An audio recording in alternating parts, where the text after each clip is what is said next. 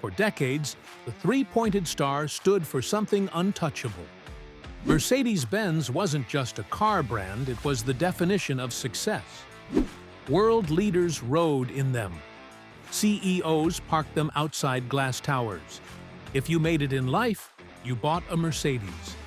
And for nearly a century, no one questioned that dominance. But today, something feels off. Prices are being slashed. Dealers are nervous. Longtime fans are angry. Luxury buyers are quietly walking away, not to BMW, not to Audi, but to brands Mercedes once looked down on. So what happened? How did the company that invented the automobile lose control of its own identity? How did the best or nothing turn into discounts, recalls, and confusion? This isn't a story about one bad car. This is a story about strategy, pride, disruption, and a luxury empire that misread the future. This is how Mercedes went from untouchable to be vulnerable. 1. The era when Mercedes meant power. The Golden Age. For most of the 20th century, Mercedes Benz wasn't competing with anyone. It was setting the standard. From the legendary S-Class to the indestructible W123, Mercedes built cars with one philosophy: engineered first, marketed later. These weren't vehicles designed for trends. They were designed to outlast governments. Taxi drivers in Europe pushed Mercedes diesels past 1 million kilometers. Luxury buyers didn't ask about features, they asked how long it would last. And most importantly, Mercedes never chased volume. But then the world changed, and Mercedes made a decision that would quietly begin unraveling everything. 2. Chasing volume. When luxury started to dilute.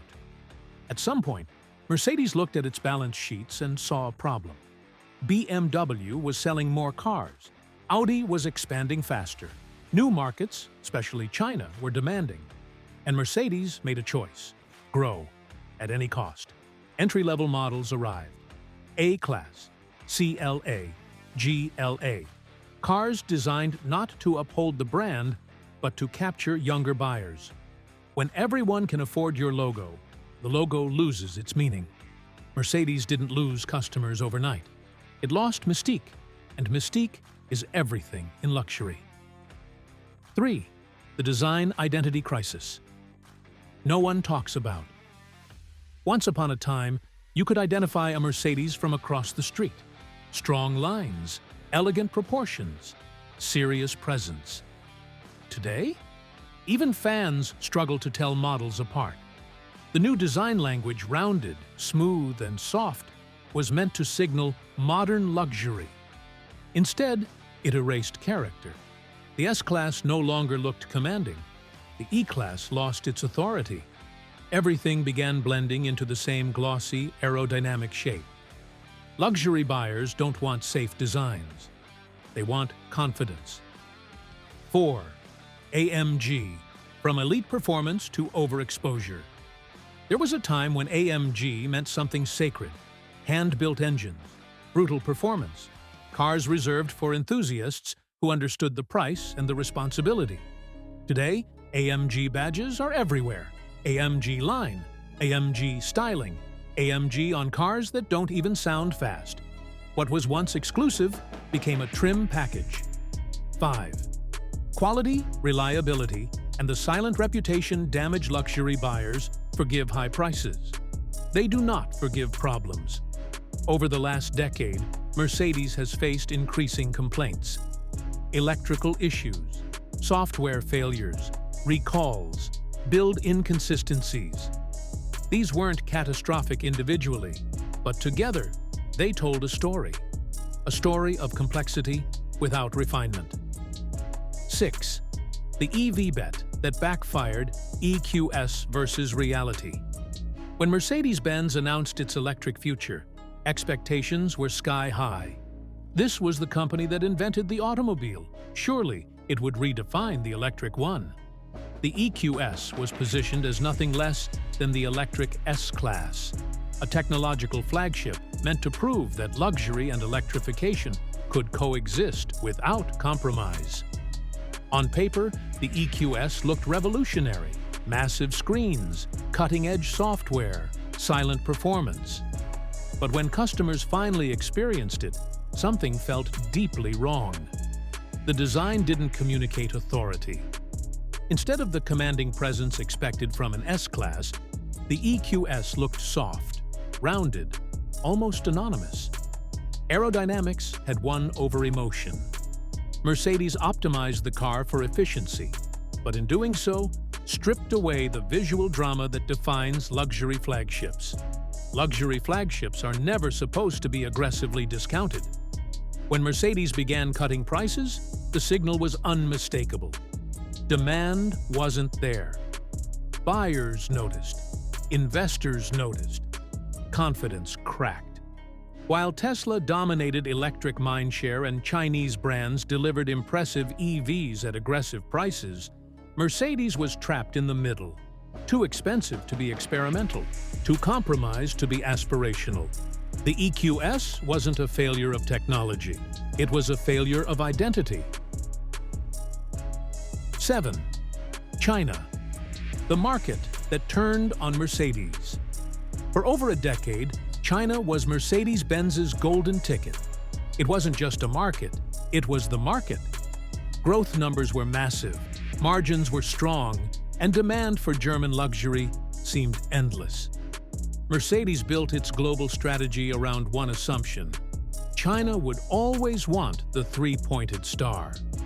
Then, almost quietly, that assumption broke.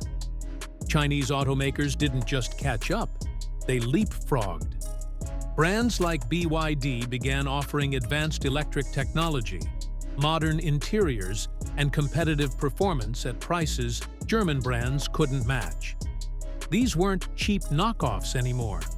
They were credible, desirable products built specifically for Chinese consumers. At the same time, national pride shifted buyer behavior. Domestic brands were no longer second choices. They became symbols of progress. Buying Chinese wasn't settling. It was supporting innovation at home. German brands began losing market share. Dealers struggled with inventory. Discounts increased. Margins collapsed. What was once effortless growth turned into a fight for relevance. 8. Financial pressure and strategy. Whiplash. As the cracks began to show, Mercedes did what many large corporations do under pressure. It changed direction. Then I changed it again. And again. First came the luxury-only narrative. Fewer cars, higher margins, exclusivity restored. Investors applauded. Then sales slowed, inventories piled up, and the message shifted toward volume. Entry-level models were emphasized. Discounts followed. Then came another pivot: price cuts, even on premium models.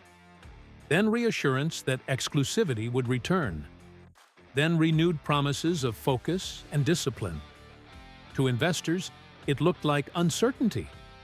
To customers, it looked like panic. Luxury brands are built on confidence.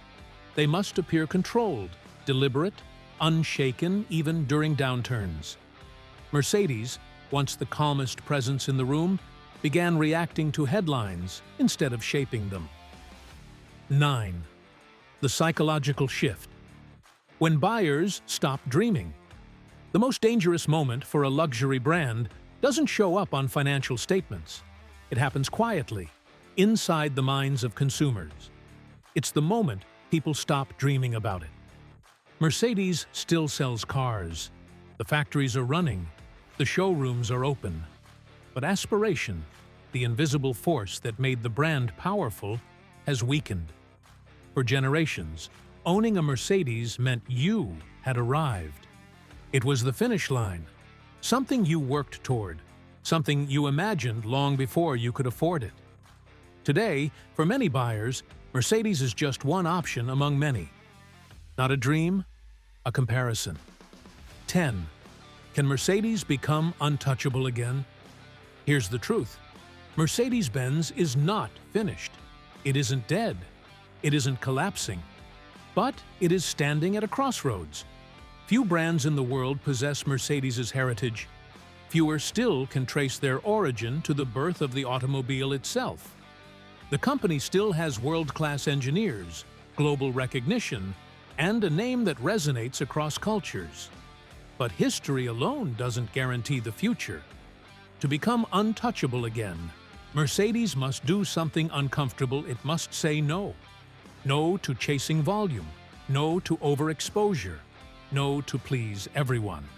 It must restore true exclusivity, rebuild trust in quality, and create designs that feel bold, confident, and unmistakably Mercedes.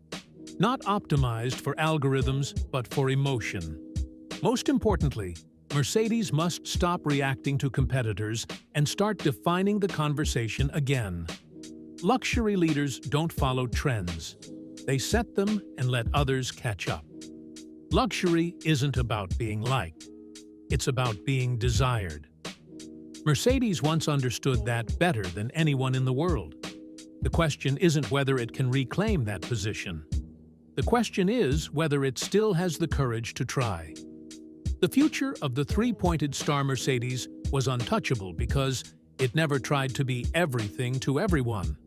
The moment it forgot that, the cracks appeared. So, what do you think? Can Mercedes reclaim its crown, or has the luxury world moved on? If you enjoyed this deep dive, like the video, subscribe for more automotive documentaries, and comment below, because this conversation is far from over. The fall of a giant always teaches us something, and the next chapter of Mercedes might be the most important one yet.